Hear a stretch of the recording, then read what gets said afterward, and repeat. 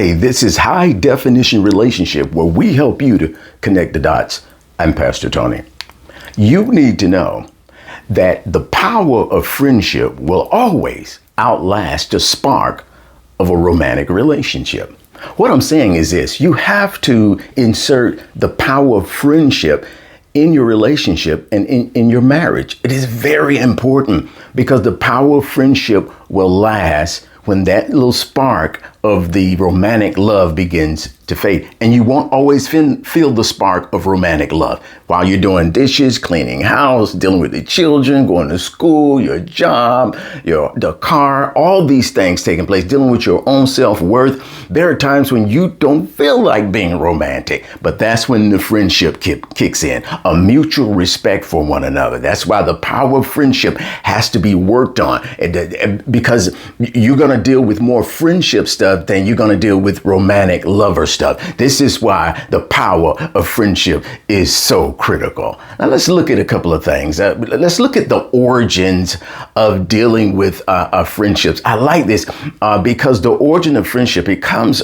deeper in the Germanic language, which is the German language. And I like the word for friendship. It's called Freundkraft. Freund is friend, Freundkraft, friendship. And it's clear in that definition, in that old Germanic definition, that it does not really deal with a friendship that comes from family, familial, or from lovers. That's interesting because the Oxford definition is the same thing, saying it is usually not associated with family, which is genetic, flesh, flesh and blood, and lovers, two people that are romantically together. So what does that suggest? That suggests that a friendship can survive outside of having a romantic relationship. That's important because there comes a point, like I said before, you may not be feeling romantic. In fact, I have a couple of friends of mine that cannot get involved in the romantic area, or should I say the sexual intimacy area anymore.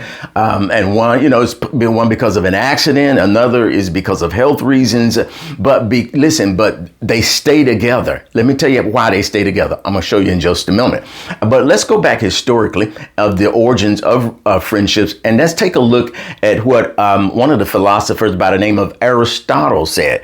Aristotle, he spoke about it in the Nicomachean or Nicomachean, however you pronounce that, ethics. This is what he said. He said there are three types of friendship. There's the utility friendship, there's the pleasure friendship, and there's the virtue friendship. He says that the virtue friendship is the highest you'll ever have. Because listen, the virtue friendships causes you to remain committed and loving that person, even though they cannot perform on a sexual basis. Well, that's powerful. It's called the virtue type of friendship. There's utility, which is working together, or even on your job. You can have a general love for a person that you work with. Then there's the pleasure, the one that deals with a romantic relationship.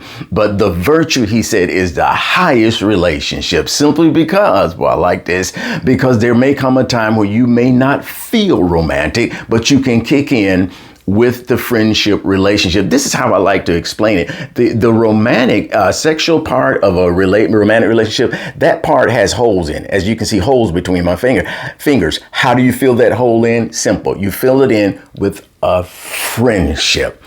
Having a powerful friendship that will far outlast. The heat and the fervency and the fire of friendship will far outlast the spark of romantic friendship. Now let's look at a couple of other things. Men like dealing with relationships. Let me put it like this. There should be some fun in your relationship. Okay? If you're going to be friends, there should be some fun in your relationship. Now, let's take a caution here because some men see fun and having a partner, someone that they can joke around with differently from women. For a man, he wants to have a woman that he can joke around with, be funny, and he can be jesting with and things of that nature and joking.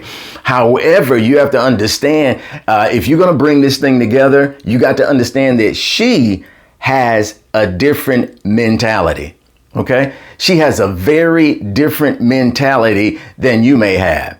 Now, studies have revealed that it is important to have some humor in the relationship. We're not debunking that, but we're saying if you're going to keep this thing together, you got to go to her side and understand how most females feel about joking. Now, the average female, they feel like jesting and messing around like that and joking. They feel that the average one now, the average feel that it's inappropriate and it's hurtful and make them feel uncomfortable. In fact, my wife and I was talking with a couple, and we were doing a telephonic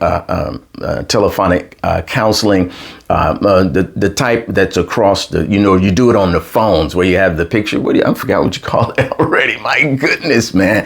But we were looking at each other and we were talking, and we got to that subject of joking and jesting around. And she said, no, I have no problem with it. But when we got down to it and talked about how do you feel about joking, she said that she didn't like it. And she wished that he would stop it. She said, but that's the way he is. And he said, no, I didn't know you felt like that. And so he pulled back on his joke. So you have to get her perspective if you're going to be successful in bringing this thing together. Hey, I just thought maybe you needed to know.